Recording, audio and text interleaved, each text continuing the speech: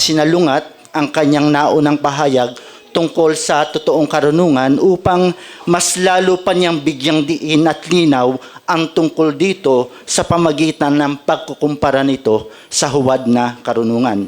Ang sabi niya sa verse 14, "Ngunit kung kayo'y mayroong mapapait na paninibugho at pagiging makasarili sa inyong puso, huwag kayong magmalaki at huwag kayong magsinungaling laban sa katotohanan." Dito ay inilarawan niya ang palatandaan ng mga taong nagtataglay ng huwad na karunungan. Ang sabi niya, sila ay may mapapait na paninibugho at makasariling hangarin at hindi ito ang karunungang bumababa mula sa itaas. So kung hindi ito galing sa itaas, kanino ito nanggaling? Malamang sa demonyo. Ang sabi nga dyan, hindi ito ang karunungang bumababa mula sa taas, kundi makalupa, makalaman, at may sa demonyo. At dahil ang huwad na karunungan ay nagmula sa demonyo, ano ang idudulot nito? Ang sabi sa verse 16, "Sapagkat kung saan mayroong paninibugho at pagiging makasarili, doon ay mayroong kaguluhan at bawat gawang masama." Kung ang huwad na karunungan ay buhat sa demonyo, siguradong nandoon ang kaguluhan at mga gawang kasamaan. Iyon talaga ang magiging resulta. Walang kaayusan, magulo at walang kapayapaan. At ngayon, sa verse 17 to 18 na ating pag-aaralan, ipinaliwanag naman ni Santiago ang tungkol sa totoong karunungan. Ang sabi niya sa verse 17, "Ngunit ang karunungang buhat sa itaas, unay malinis, saka mapagpayapa, banayad, mapagbigay, puspos ng kaawaan at na mabubuting bunga, walang pagtatangi, walang pagkukunwari, at ang bunga ng katwiran ay itinatanim sa kapayapaan ng mga gumagawa ng kapayapaan." At hango sa ating teksto, ito po ang ating mensahe. Ang totoong karunungan ay nagbubuhat sa Diyos, kaya maka-Diyos na katangian ang palatandaang makikita sa mga nagpapahayag nito. Inuulit ko po ang ating mensahe. Ang totoong karunungan ay nagbubuhat sa Diyos, kaya maka-Diyos na katangian ang palatandaang makikita sa mga nagpapahayag nito. Imposible naman po siguro nang isang tao'y nagsasabing siya ay may totoong karunungan, subalit hindi naman siya kinakikitaan ng maka-Diyos na katangian. Taliwas po yun. Kung sinasabi niyang siya ay marunong, pero hindi naman ito nakikita sa kanyang buhay. Maaaring marunong nga siya, subalit ang tinataglay niyang karunungan ay peke o huwad na karunungan. At buhat din po sa ating teksto, tayo ay may 2 puntos na pag-aaralan. Una, ang pinanggalingan ng totoong karunungan. Ang pangalawa, ang palatandaan ng totoong karunungan. Tayo po ay dumako sa unang puntos. Pinanggagalingan ng totoong karunungan. Ang sabi sa verse 17, "Ngunit ang karunungang buhat sa itaas." So, iyan ang pinagmulan ng totoong karunungan. Ito ay buhat sa itaas. Ang salita pong iyan ay ginamit ni Santiago sa chapter 1, verse 17, para ipakita kung saan o kanino ba nanggagaling ang bawat mabuti at sakdal na kaloob. Ang sabi sa verse 17, "Ang bawat mabuting kaloob at ang bawat sakdal na kaloob ay pawang buhat sa itaas na nanggagaling sa Ama ng mga ilaw, na sa Kanya ay walang pag-iiba o anino man ng pagbabago." Ibig sabihin, lahat ng biyaya, lahat ng pagpapala, kakayahan, talento at mabubuting bagay ay nanggagaling sa Diyos. At kung babalikan po natin ang konteksto nito mula verse 13 to 18 na ating pinag-aralan dati, sinasabi niya dito na hindi ang Diyos ang pinagmumulan ng tukso o ang nanunukso. Sinabi niya na, at para bigyan diin ang kanyang punto, ipinaliwanag niya sa verse 17 na ang Diyos ay nagbibigay lamang ng mabuti. hindi ng masama dahil siya ay Diyos na mabuti at siya ang pinagmumulan o pinanggagalingan ng lahat ng kabutihan. At pagdating sa usapin ng karunungan, kung saan ito nanggagaling, ito ay sinabi niya sa chapter 1 pa lamang at sa verse 5, sabi niya, ngunit kung ang sino man sa inyo ay nagkukulang ng karunungan, humingi siya sa Diyos na nagbibigay ng sagana sa lahat at hindi nanunumbat. At iyon ay ibibigay sa Kanya. Kaya base sa mga talatang ating binasa, malinaw na ang totoong karunungan ay buhat sa itaas. Ito ay nanggagaling sa itaas na bumababa sa atin. At sino ba ang nasa itaas? Marami tayong naririnig na tao na nagpapasalamat, salamat sa itaas. Pero ngayong tumaas ang presyo ng mga petrolyo, walang nagpapasalamat. At alam natin na ang tinutukoy dito ni Santiago na buhat sa itaas na pinanggagalingan ng karunungan ay ang Diyos mismo.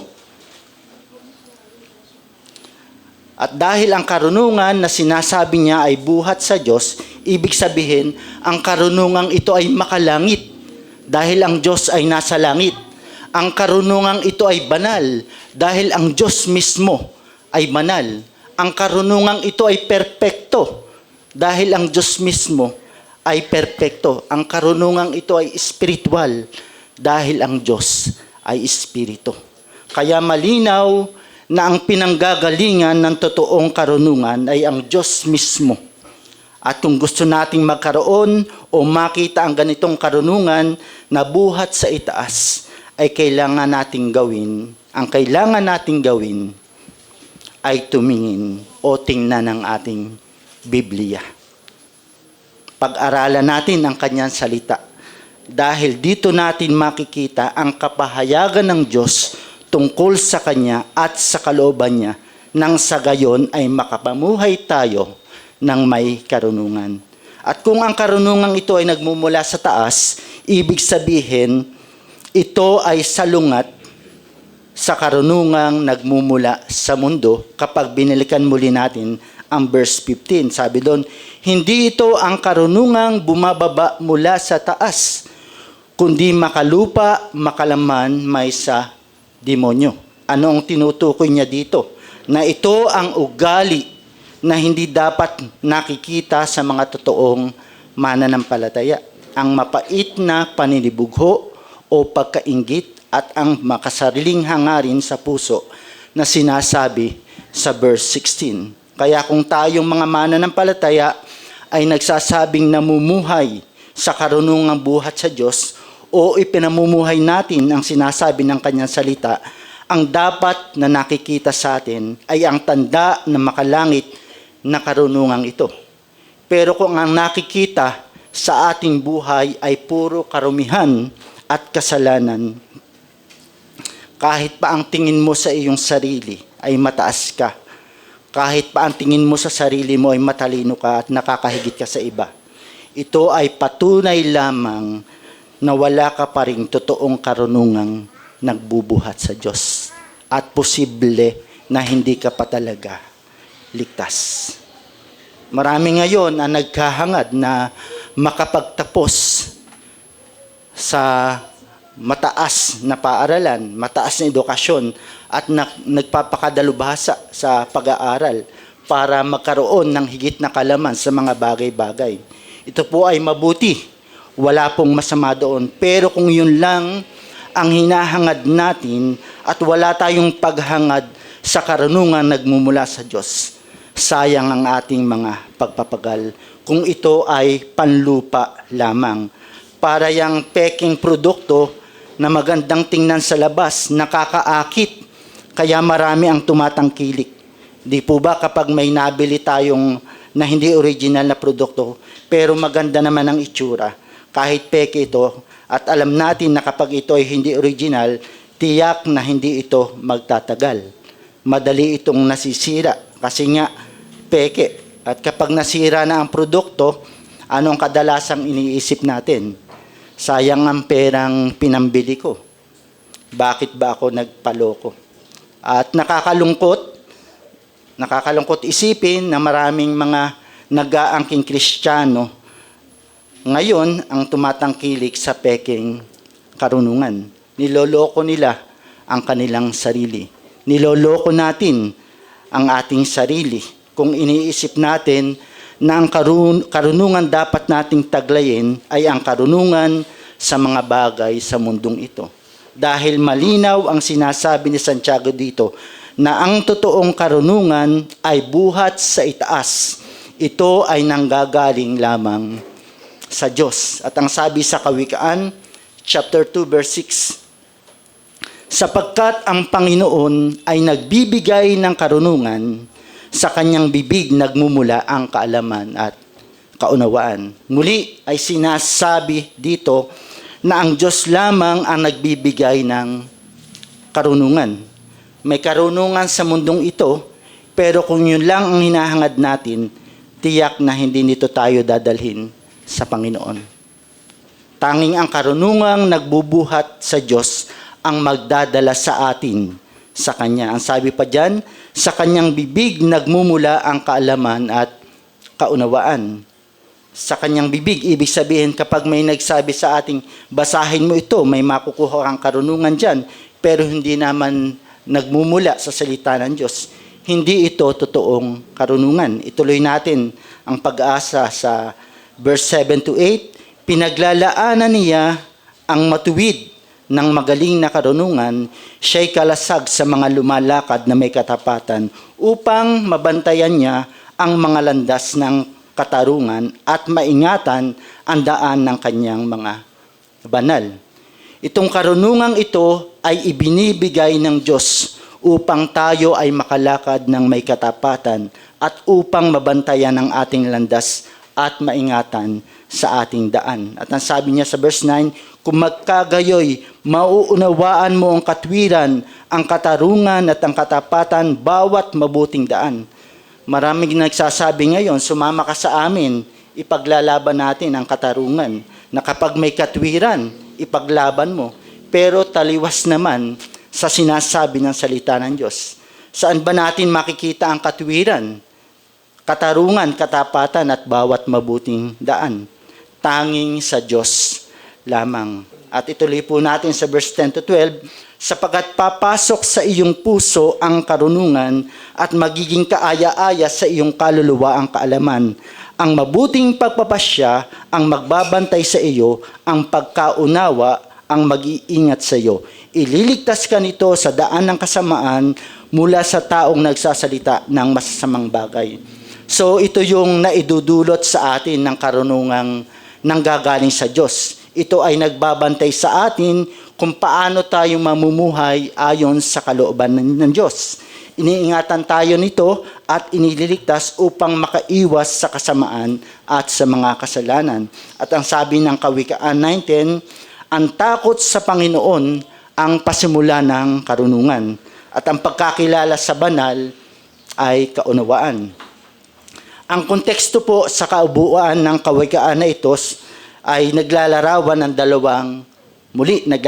siya ng dalawang paanyaya. Una, ang paanyaya ng totoong karunungan na nagdudulot ng buhay. Ang pangalawa ay ang paanyaya ng karunungan ng mundo o kamangmangan na nagdudulot ng kapahamakan. At ang kahulugan po ng salitang takot sa Panginoon base po sa konteksto ay hindi takot buhat sa parusa, kundi banal na pagkatakot o malalim na paggalang sa Diyos. At kapag sinabi naman pong pagkakilala sa banal, ito ay tumutukoy hindi lamang sa kaalaman sa isip, kundi personal na pagkilala sa Diyos ayon sa kanyang salita.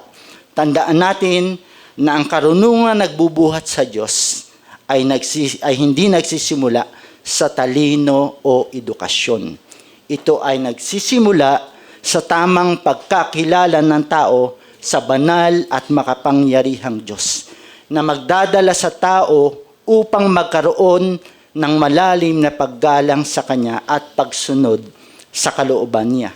At habang mas nakikilala ng tao ang Diyos, mas lumalalim ang kanyang pag-unawa sa kung ano ang pinakalayunin ng Diyos sa tao. Ang sabi nga ng Westminster Shorter Catechism, question number 1, what is the chief end of man? Sagot, man's chief end is to glorify God and to enjoy Him forever. Na ang pinakalayunin ng tao ay ang luwalhatiin ng Diyos at magalak sa Kanya magpakailanman. At ang hamon o ang tanong sa bawat isa sa atin, ang karunungan ba na mayroon tayo ay nagdudulot sa atin ng malalim na paggalang sa Diyos at umaakay sa atin upang makapamuhay ayon sa Kanyang kalooban?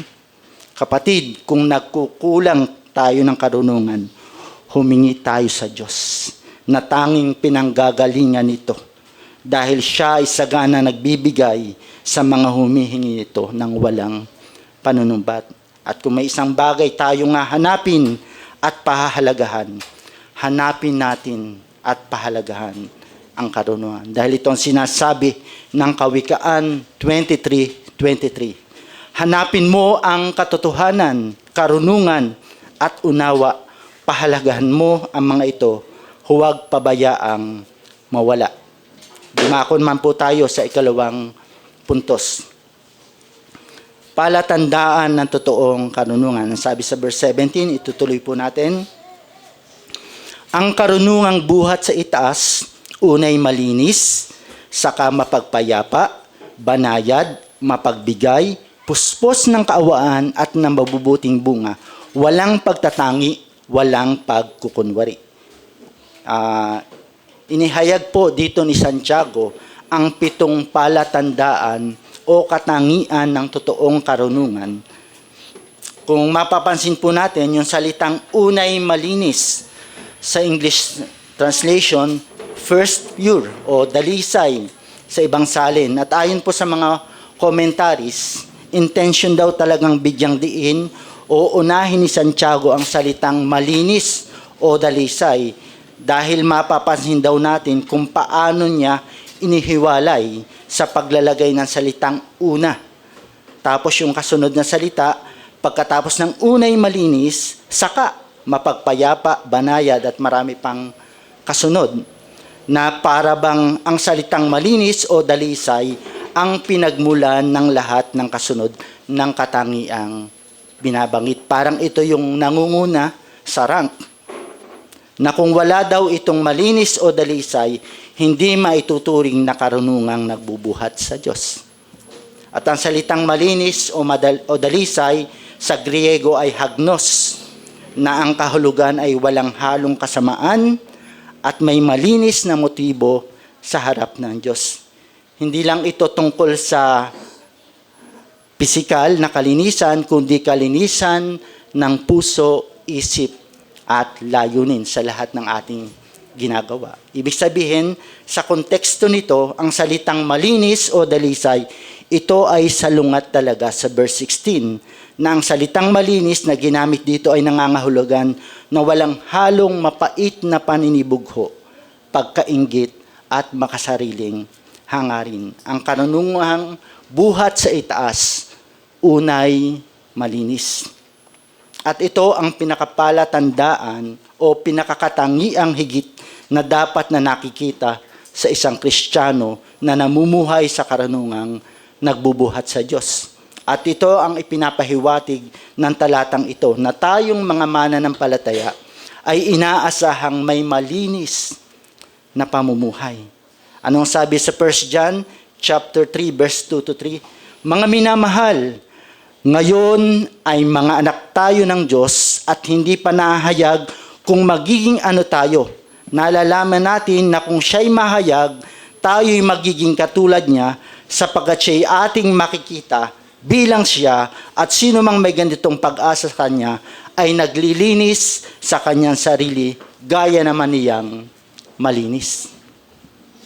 Ibig sabihin, ang mga taong may pag-asa kay Kristo ay nagsisikap na maging malinis ang buhay at umiiwas sa kasalanan dahil gusto niyang maging katulad ni Jesus.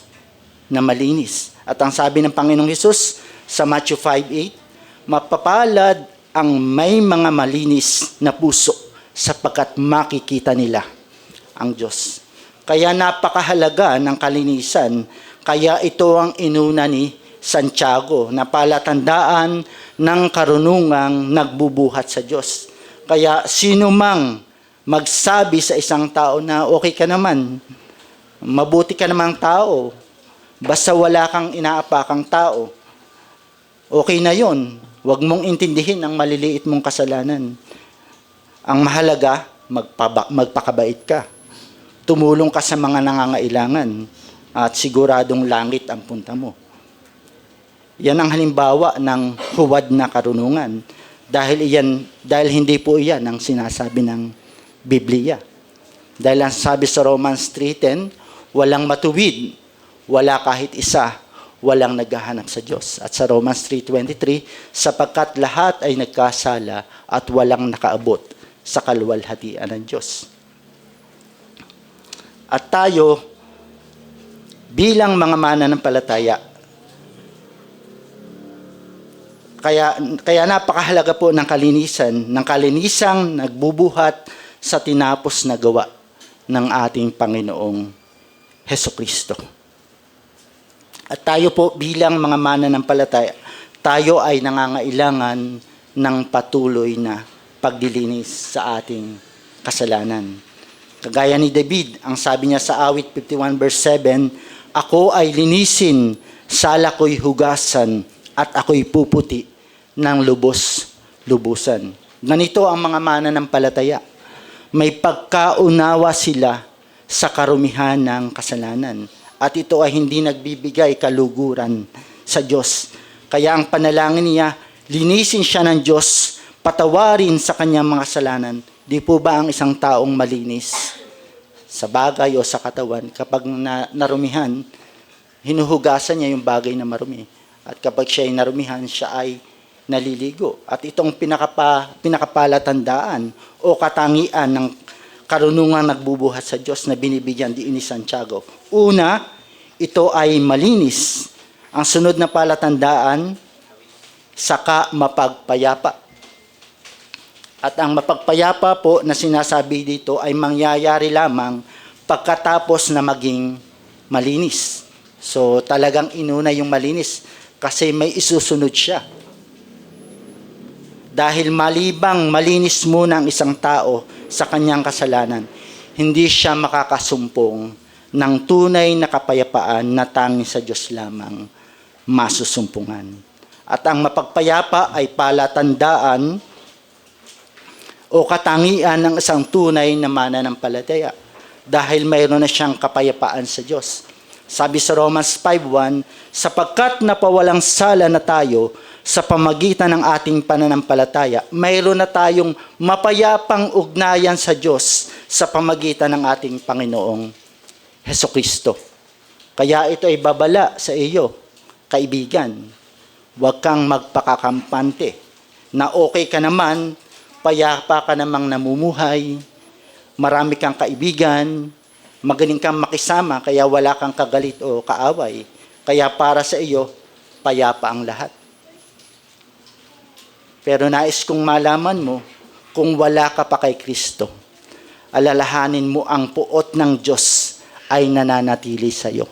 Dahil namumuhi siya sa kasalanan na tanging si Kristo lamang ang pwedeng magbayad nito. Kaya ang paanyaya ko sa iyo, kung may kinakausap ako dito, pagsisihan mo ang iyong kasalanan at sumampalataya ka kay Kristo lamang. Ito ang kapayapaang iniaalok sa iyo ng Ebanghelyo. Ang mapayapang ugnayan mo sa Diyos sa pamagitan ng iyong paglalagak ng tiwala sa malulhating persona at tinapos na gawa ni Hesukristo doon sa krus ng Kalbaryo. Ang palatandaan ng may tunay na karunungan, siya ay mapagpayapa. Ibig sabihin, siya ay maibigin sa kapayapaan. Dito ay makikita natin na parang nagkakaroon ng pagninilay-nilay si Santiago sa sermon sa bundok na sinasabi ng Panginoong Hesus. Sa Matthew 5:9, mapalad ang mga mapagpayapa sapagkat sila ay tatawaging mga anak ng Diyos. Makita natin, magulo ang nangyayari sa ibang bansa, sa Middle East. Magulo ang nangyayari maging dito sa Pilipinas, sa politika, at maging sa ating personal. Meron tayong war within o may labanan sa ating loob, sa ating personal. Makikita natin ito sa karunungang, pero ang sabi dito, saan natin makikita ang tunay na kapayapaan? Sa magulong mundong ito, sa mga nangyayari sa ating kapaligiran, saan natin makikita ang tunay na kapayapaan? Ito ay makikita natin sa karunungang nagmumula sa Diyos lamang. Ibig sabihin, ang tunay na Kristiyano na may tunay na karunungang buhat sa Diyos ay hindi siya nagsisimula ng away. Hindi siya nagsisimula ng paninira, ng chismis dahil sa pagkainggit o makasariling hangarin. Na konteksto ng mga talatang ito, ang tunay na Kristiyano, hindi siya war freak.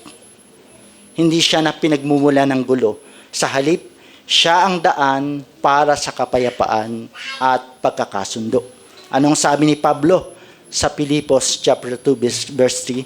Huwag kayong gumawa ng anuman dahil sa pansariling layunin o pagyayabang. Sa halip bilang tanda ng pagpapakumbaba, ituring ninyong higit ang iba kaysa inyong mga sarili. Ang dahilan kung bakit nagkakagulo, kasi ang tingin natin sa ating sarili ay mas mataas tayo kaysa sa iba. Pero ang Kristiyanong taglay, ang totoong karunungan, dapat kakikitain siya ng pagiging payapa. Maibigin siya sa kapayapaan. Kung sa tingin mo'y natatapakan ng iyong sarili, ang iyong pride, hayaan mo na lang. Dahil tayo ay Kristiyano, matuto tayong magpakababa at ituring nating mas mataas ang iba kaysa sa atin. Ano naman kung natatapakan tayo? Ibig sabihin ba, magsisimula na tayo ng away? Hindi naman po yata tama yun. Bilang mananampalataya, dapat ang makita sa atin ay ang pagiging mapagpayapa. Hindi natin ginagantihan ng masama ang masama. Anong sabi ni Apostol Pablo sa Romans chapter 12, verse 17 to 21? Huwag ninyong gantihan ng masama ang masama. Sikapin niyong mamuhay ng marangal sa harap ng lahat ng mga tao. Hanggat maaari, gawin niyo ang inyong makakaya upang mamumuhay kayo ng mapayapa kasama ng sinuman. Mga minamahal, huwag kayong maghihiganti. Ipaubaya ninyo iyon sa galit ng Diyos sapagkat nasusulat, akin ang paghihiganti, ako ang gaganti, sabi ng Panginoon. Sa halip, kung nagugutom ang iyong kaaway, pakainin mo. Kung nauuhaw, painumin mo. Sa gayon ay magbubuntan ka ng mga baga sa kanyang ulo. Huwag kayong magpadaig sa masama, kundi daigin niyo ng mabuti ang masama. So ito ang inaasahan sa ating mga mananampalataya na may karunungang nagmumula sa Diyos. Ang karunungan ng mundo, ang sabi, kapag kinalaban ka, gantihan mo. Sige, tama ka naman. Sila naman ang nagsimula ng away. Bawian mo lang. Pero ang Kristiyano, sa biyaya ng Diyos, ay sinisikap na mamuhay ng mapayapa sa lahat ng tao. Hindi porket sila nagsimula ng away, okay lang na gumanti. Abay, hindi yon ang sinasabi ng Biblia, na parang naaawa ka sa sarili mo. Hindi pwede yon. Pero malinaw, ito ang radical Christianity. Alam natin yung ginawa ng Panginoong Hesus. Hindi siya gumanti. Ipinagkatiwala niya sa Diyos na siyang gaganti. Hindi natin dapat ilagay yung katarungan sa ating mga kamay. May autoridad na itinalaga ang Diyos sa mga usaping ito.